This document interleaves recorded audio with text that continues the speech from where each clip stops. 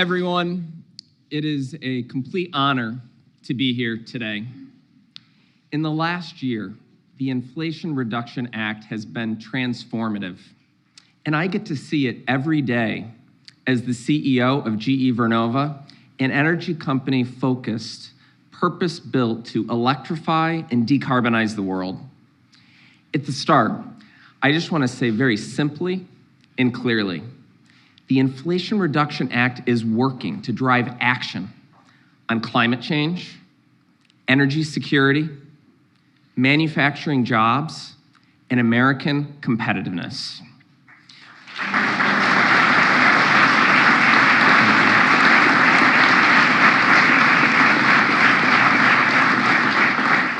At GE Vernova, we are accelerating our investments every day in breakthrough technologies, adding new factories, creating new jobs. And if I just give two quick examples, Schenectady, New York, the founding of General Electric. Exactly. With its size, with its legacy, we've invested $50 million this year, 200 new union jobs to create the first 6-megawatt wind turbine in the US.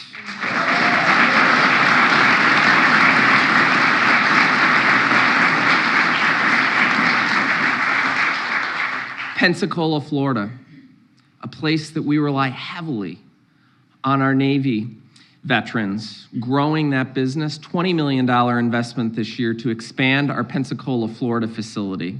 And as exciting as these things are, the best is yet to come. I look at what we have going on in our nuclear business based out of Wilmington, North Carolina. We've added 650 jobs this year to position to deliver a 300 megawatt small modular reactor this decade in North America.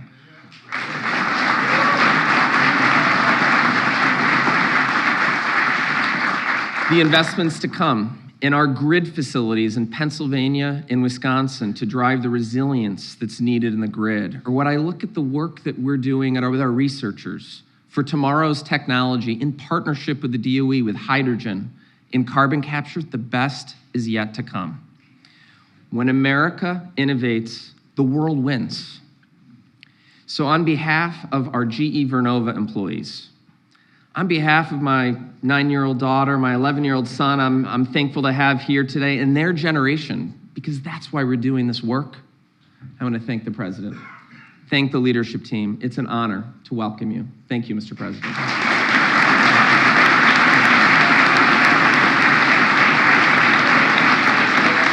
Thank you, Scott.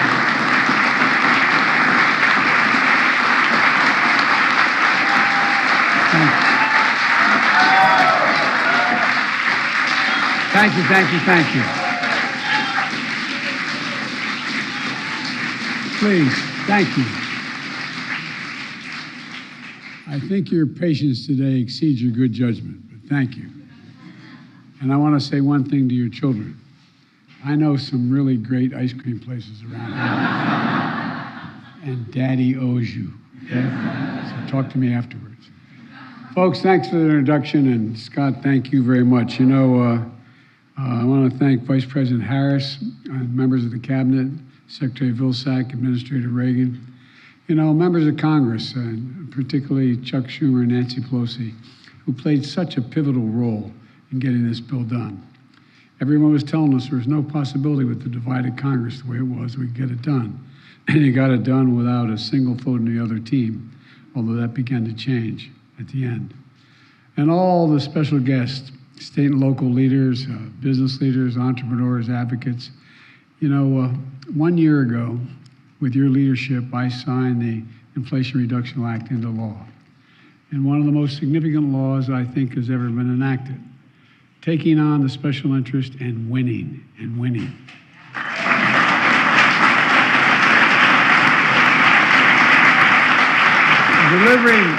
Delivering on promises that have long been made to the American people to lower costs for families, especially health care costs, increase America's energy security, restore fairness to a tax code, create good paying jobs here in America, and to address the existential threat of climate crisis. You know, it's part of a much broader vision for our country, growing the economy from the middle out and the bottom up, not the top down. I'm a capitalist. If you can go make $1 billion, go make it. I'm all for that. Just pay your taxes. But because when the middle class does well, all kidding aside, everybody does well. Everybody. The poor have a ladder up, the middle class have a good shot, and the wealthy do very well. The Financial Times and the Wall Street Journal initially called my plan Bidenomics. I'm not sure they meant it in a totally complimentary way at the time. But guess what? It's working.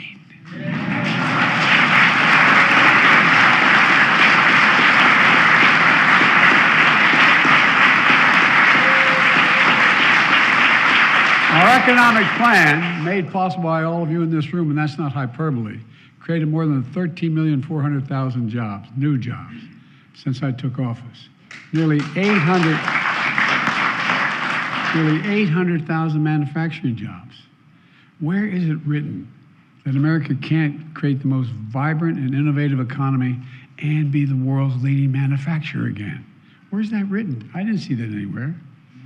We created more jobs in 2 years than any administration has in a single 4-year term. And I'm very proud.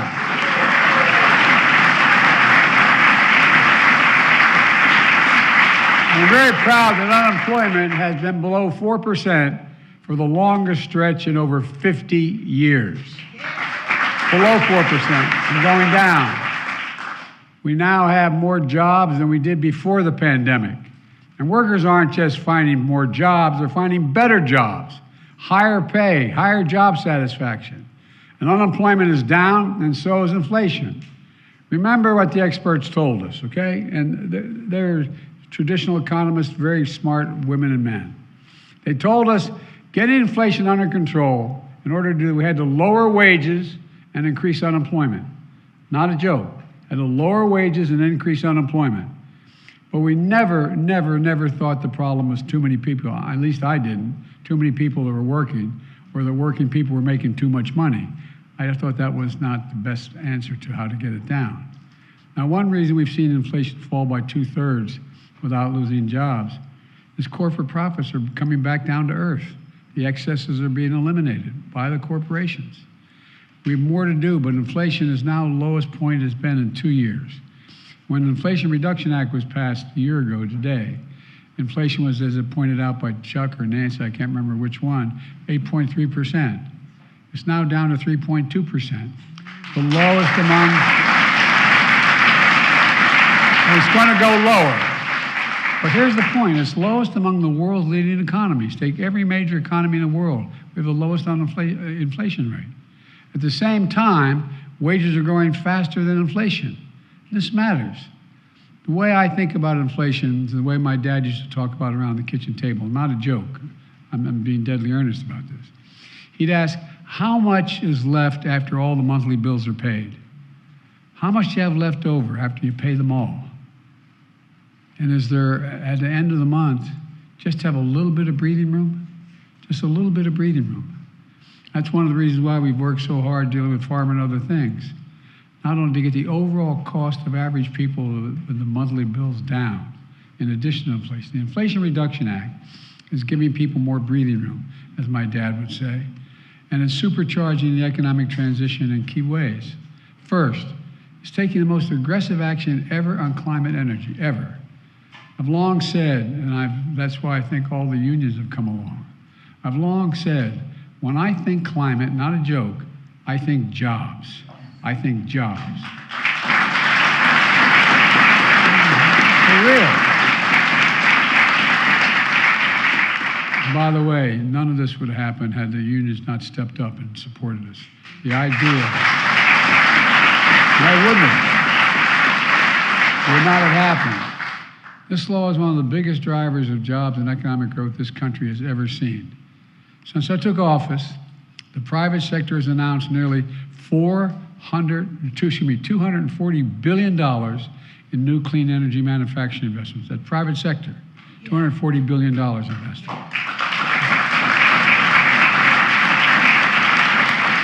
And the law has already created an estimated 170,000 clean energy jobs. In 1 year, it's estimated that that will grow to 1.5 million more jobs over the next decade.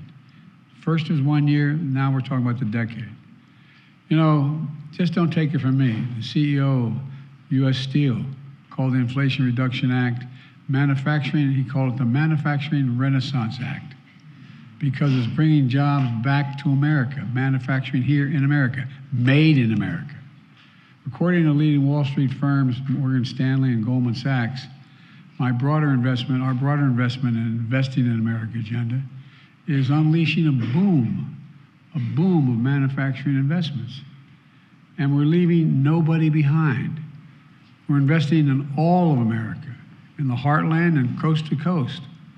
You know, I saw a few of my Democratic friends not in Congress, a friend said, look, you're investing more in red states than in blue states. Well, I made a commitment. This is about all of America. I was impressed. No, I really mean it.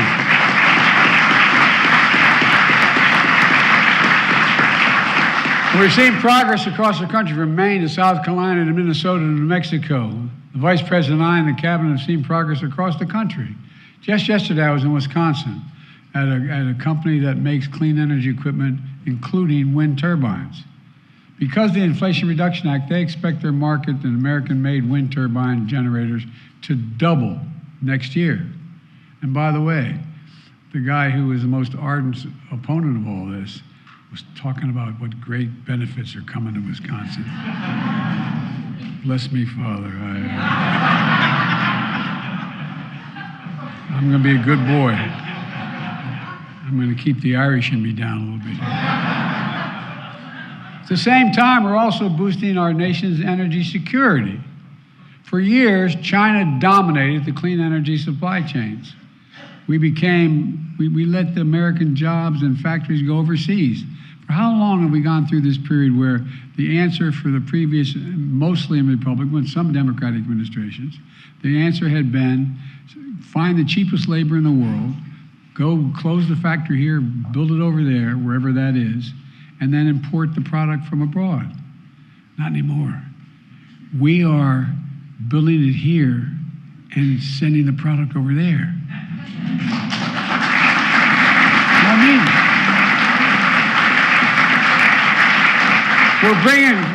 We're bringing critical supply chains and technologies home for electric vehicle batteries, solar panels, wind turbines, critical minerals. And because the CHIPS and Science Act, we've generated $231 billion in private investment in making semiconductors. $231 billion.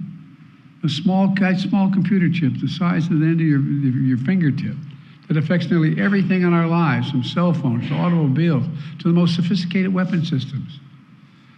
You know, we invented these chips. We used to produce these chips. We stopped, and we saw during the pandemic, we paid a high price for things that when overseas factories shut down, we paid a big price. But now we're bringing semiconductors home. In 2030, the Inflation Reduction Act is projected to help triple wind power and increase solar power by 8-fold.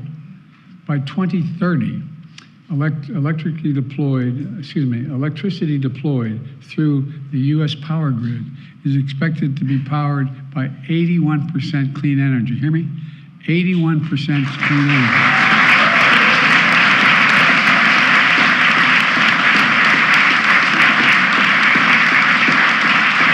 Imagine the impact on climate and the air we breathe. The law is going to help meet all of my bold climate goals by cutting carbon pollution in half by 2030. In half by 2030. And between the Inflation Reduction Act and the Bipartisan Infrastructure Law, we're investing more than $50 billion to build up resilience and impacts on climate change. These laws support important priorities, from addressing historic drought along the Colorado River Basin. Remember when I said we had a concern about the Colorado River literally going dry? You all thought I was crazy. I wish I had been, but guess what? I was just out there and looking down in the Grand Canyon, and guess what? It's coming back. But at any rate, we're responding to coastal erosion, sea level rise in the Gulf of Mexico, and helping reduce the effects of extreme heat by investing nearly $1.5 billion to plant trees and expand community parks and forests. Folks, there's a lot more. You've heard a lot today, and I'm going to not go into it all, but this law is helping families save thousands of dollars in energy bills every year through the tax credit and rebates to buy new and efficient electric appliances, weatherize their homes, install heat pumps, rooftop solar. As a consequence of this, it's estimated that the consumer is going to save at least $27 billion in electric bills between now and 2030.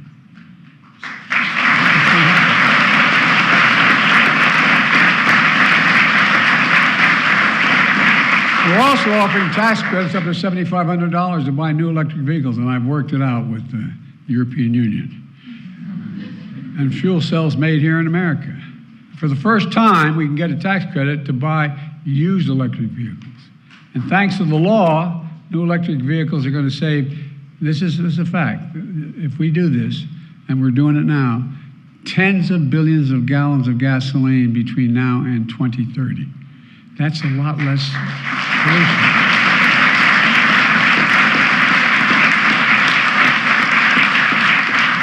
And I'm not even going to start to talk to you about Amtrak. It's going to save billions of dollars, I really mean it, in energy costs. But we'll get into that later now. Let me be clear on this point. When I say climate means jobs, I mean good paying union jobs. And the law will give an added boost to clean energy products that pay prevailing wage, employ registered apprenticeships, and use made in America parts and products, and not violate any international trade agreements. It's all in the law. And we're re-incentivizing companies to build clean energy projects in the same communities that powered our nation with fossil fuels. We owe them, whether it was Scranton, Pennsylvania, or West Virginia, wherever it has been. They've supplied the fossil fuels we need for generations. For example, next generation batteries are being made in an old steel mill in West Virginia. Solar panels are going to a closed coal plant in New Mexico. These incentives are going to help make clean energy jobs good paying union jobs and ensure the benefits of clean energy economy reaching communities left behind. And they're left behind. When they left behind, they lost their pride. They lost the sense of who they were. They lost what was going on. To reach communities too often left behind. That's the focus. We're already seeing it happen. Laborers and carpenters building solar farms. Iron workers and operating engineers building wind projects. Electricians installing solar panels and electric vehicle chargers. By the way, 500,000 of those suckers. And it's going to mean a lot, and it's a big deal. The clean energy economy should also be a win-win for auto companies and union workers. You know, as the big three automakers and companies, the United Auto Workers, negotiate a new collective bargaining agreement, I'm asking them to work together to forge a fair agreement. Together, we can make this transition to a clean energy future fair and just. And that means ensuring that auto jobs continue to be good jobs so you can support a family. That auto companies honor the right of workers to organize, taking every possible step to avoid painful plant closings, and that when transitions are needed, they are fair and designed to retool, reboot, and rehire the same factory and communities at a competitive wage while the existing workers get the first shot to fill those jobs. That's only fair. It matters. Second, because the Inflation Reduction Act, we're talking about life-saving steps to reduce healthcare costs. It locks in place the lower healthcare premiums for millions of American families under the Affordable Care Act, saving them an average of $800 a year. And I see my friends in the Congress who saw that, in the Senate and House, saw that make that happen. Plus, we pay more for our prescription drugs than any country, major country in the world. The product made here in the United States, sold in Montreal or Paris or anywhere around the world, is cheaper than it's made here where it's been produced. For years, many of us have been trying to give Medicare the power to negotiate lower drug prices, which will reduce, by the way, the federal deficit at the same time. Because when Medicare doesn't have to pay the high price, guess what? It cuts your taxes. It cuts the amount of money the federal government has to pay. For years, Big Pharma won. Big Pharma blocked us. But not this time.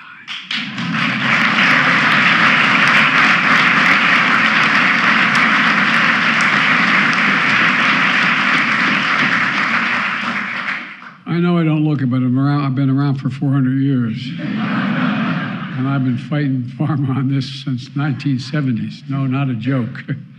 This time we finally beat Big Pharma. Medicare finally has the power to negotiate lower prescription drug prices like the Department of Veterans Affairs has had the power.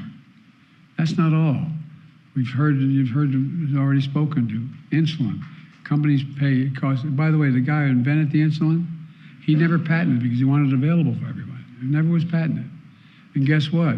It costs $10 to make, and if you use everything, including packaging, it could be as high as $12.50.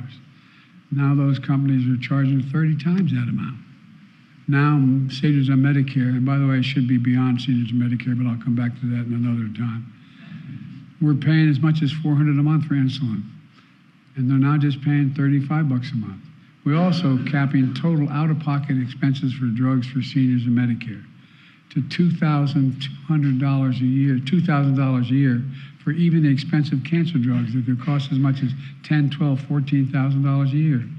Combine all the costs of their drugs by 2025, they'll never have to pay more than a total of $2,000 after 2025.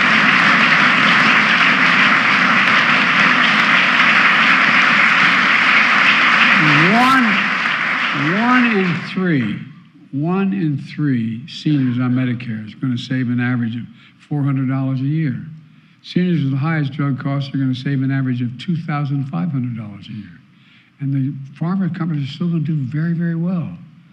The laws require that drug companies will raise prices faster than inflation. If they do that, they're going to have to pay the difference back to Medicare.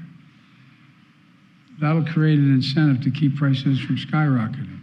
And negotiating drug prices alongside other parts of the law will save the federal government $160 billion, reducing the cost of government by $160 billion. It will lower the federal deficit because it means what happens here is Medicare is going to be paying less for the prescription drugs they deliver to the American people. So it not only lowers costs for the person receiving the drug, it lowers the cost for taxpayers. Lowers the cost for taxpayers. And it gets to a third win for the American people with this law.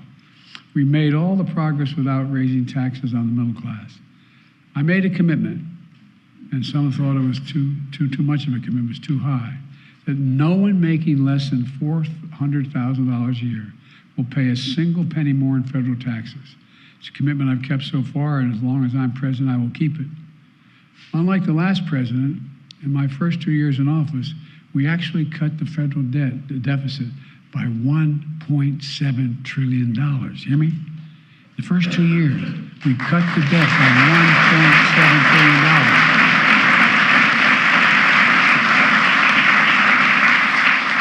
And through this law, we're going to continue cutting the deficit and cutting subsidies to big pharma and ensuring wealthy and big corporations begin to pay their fair share of federal taxes. Does anyone here think that the tax system is fair? In 2020, you remember I was a pain in the neck about this, I know. There were 55 of the largest corporations in America paid zero in federal taxes. 55 of the 500, the Fortune 500. And they made $40 billion in profits, didn't pay a penny. Not anymore. The law requires a minimum tax of 15% on our biggest corporations and a 1% excise tax on stock buybacks when they pay profits to shareholders. The law also saves money by cracking down on super wealthy tax cheats, making sure billionaires, who pay, by the way, there's about 1,000 now, we used to have 750 before the pandemic. And by the way, if you can be a billionaire, not a problem. I'm a capitalist. I also was listed for 36 years as the poorest man in the Senate, but that's a different issue. But billionaires and the biggest corporations should at least pay their taxes they owe. You know what the average tax of a billionaire in America is today, federal tax? 8.2%. You know, a janitor pays a higher tax than that. Folks, this law is transformative. And it fell entirely to Democrats to deliver it. I hope we've seen, with all the people out there claiming the credit for it, they've decided that they're gonna join the fight. They're gonna join the fight. I took well, I guess I shouldn't get into that. But one congressperson who's been particularly strident about me laid out all that we did, and we just took it and used it as an ad. I didn't realize. You think I'm kidding? Here's what. The idea that not one single Republican voted for it. You know, and I know my colleagues know this, and I've had 7 of my former Republican colleagues in the Senate come to me and say they agreed with us. But I promised I'd never say the names, and I never will tell anybody. But the reason they did that was they said, Joe, if I vote for X, Y, or Z, they're gonna primary and it'll cost me my election. Not a lot of political courage, but an explanation of why there's a lot of people who believe what we're doing is right, but just are a little worried in this environment. In fact, Republicans have repeatedly tried to repeal key parts of the Inflation Reduction Act, including the Speaker of the House now, taking credit for the billions of dollars in private investments and thousands of jobs coming into their states. That's okay. I ran for president and I said I represent all Americans. And like I said in the State of the Union, I'll see you at the groundbreaking. You think I'm kidding? You know I'm not. Let me close with this. I'm not here to declare victory on the economy. Our economy is stronger and better than any industrial nation in the world right now. But we have more work to do. We have a plan that's turning things around. The Inflation Reduction Act is a part of that plan. Bidenomics is just another way of saying restoring the American dream. I believe every American willing to work hard, and I mean this from the bottom of my heart. My dad used to say, Joey, your job's about a lot more than a paycheck. Give him my word. A lot more than a paycheck. It's about your dignity. It's about respect. It's about being able to look your kid in the eye and say, honey, it's going to be okay, and mean it.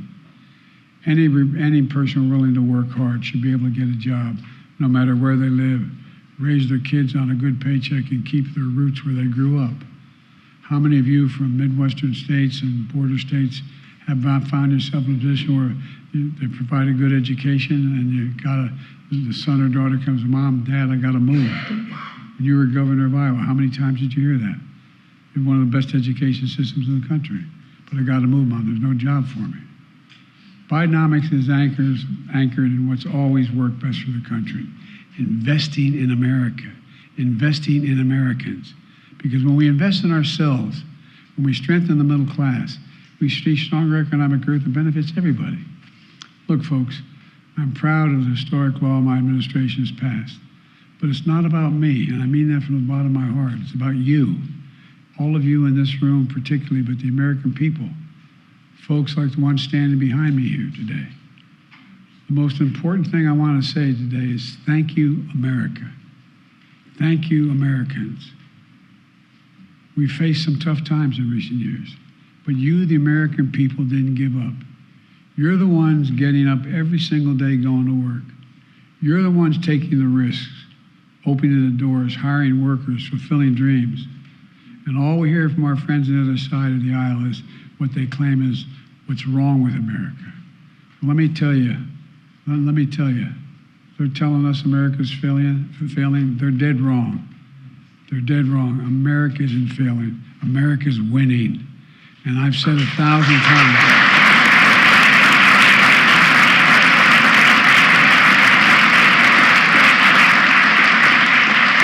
I've said 1,000 times. There is no quit in America. Name me a single objective we've ever set out to accomplish that we've failed on. Name me one in all of our history. Not one. It's never been a good bet to bet against America. And it's still not a good bet today. This is still a country that believes in honesty, decency, and integrity. We're still a country that believes in hard work. We're still a country that believes in each and every one of us is created equal. We've never fully lived up to it. We've never walked away from it. And I guarantee you we're still the beacon for the world. You ought to come with me to all these international meetings. Listen to the rest of the world, what they say to the President of the United States. Everyday ordinary people, every day get up and do extraordinary things. That's who we are. America's best days aren't behind us, they're ahead of us. This isn't about the past, it's about the future we're going to build. And I've never been more optimistic about America's future. Just remember who in God's name we are. We're the United States of America. And there's nothing beyond our capacity when we do it together. God bless you all, and may God protect our troops. Thank you, thank you, thank you. Distinguished guests, please remain in your seats as the President departs the East Room. Thank you.